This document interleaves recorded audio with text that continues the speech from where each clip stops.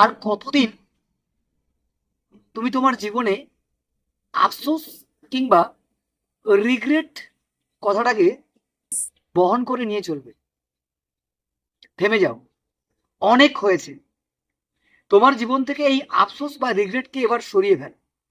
কেন আফসোস করো? কখনো এই কারণটার অনুসন্ধান করেছো?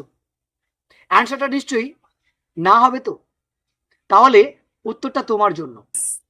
মনে রেখো, যাকে যতটুকু দেওয়ার তাকে ততটুকু দাও। মনে রেখে দিও, যোগ্যতার চেয়ে যখন কেউ বেশি কিছু পেয়ে যায়, সে তোমাকে অযোগ্য বলে মনে করে। দিন শেষে তুমি তখন আফসোসই করো।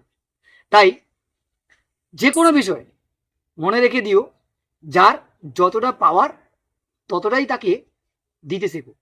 তবেই দেখবে তুমি নিজেকে সকলের কাছে আর মূল্যহীন করে তুলবে না। ঠিক তেমনি সময়ের সাপেক্ষে তোমাকে আফসোসও করতে হবে না, এবং জীবন থেকে তুমি রিগ্রেট শব্দটাকে সরিয়ে ফেলতে। কি কথাটা বোঝাতে পারলাম তো? ভালো থেকো।